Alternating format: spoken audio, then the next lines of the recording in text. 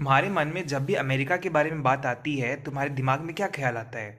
बड़े बड़े शहर, बिल्डिंग्स काफ़ी बड़े, स्काई क्रैपर्स, टॉप कंपनीज, एमएनसीज, इन सभी का जगह, और जो काफ़ी हद तक सही भी है। लेकिन what if I tell you, ये अमेरिका जो आज अपने आप को डेमोक्रेसी के लिए पूरी दुनिया भर में लेक्चर देते रहता है, रेशियल डिस्क्रिमिनेशन के अगेंस्ट आवाज़ उठाते रहता है, हाल ही में यहाँ पे ये रेसिज्म भी लीगल था।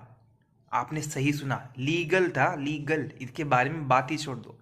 1950s का दौर अमेरिका की हिस्ट्री में एक बहुत ही खराब इतिहास के तौर पे आप समझ सकते हैं। हुआ क्या कि वहाँ पे वाइट और ब्लैक पीपल के बीच में एक रेशियल डिस्क्रिमिनेशन को लीगली माना जाता था, लीगल माना जाता था। यानी कि अब इसे सेग्रीगेशन लॉ के तौर पे ट्रीट किया जाता था। अगर सबकी बसेस अलग है, स्कूल अलग, रोड्स अलग, रेसिस के आधार पे, जो काफ़ी हद तक अगर मानो कि जो अफ्रीका में चला आ रहा था एपार्थीड रेजीम, जिसके बाद में नेल्सन मंडेला बड़े लीडर बनते हैं, उसके बेसिस पे हुआ क्या, 1955 का समय था और उसी साल एक लेडी बस में ट्रैवल कर रही थी।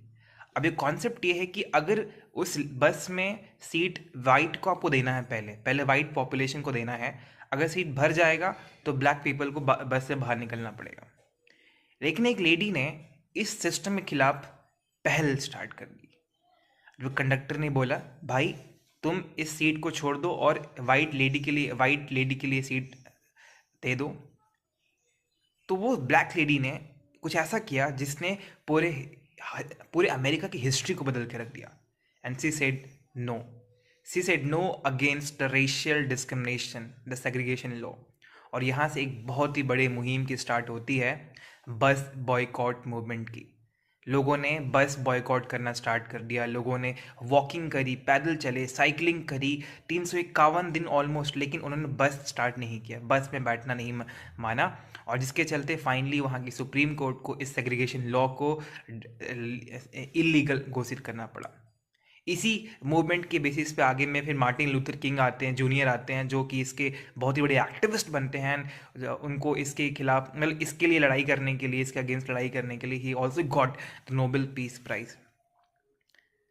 क्या कभी ने किसी सोचा होगा कि यार एक बस के मूवमेंट ने, बस बॉयकॉट की मूवमेंट ने अमेरिका की पूरी इस ड्रीम वाली अमेरिकन ड्रीम को एक्सपोज कर दिया।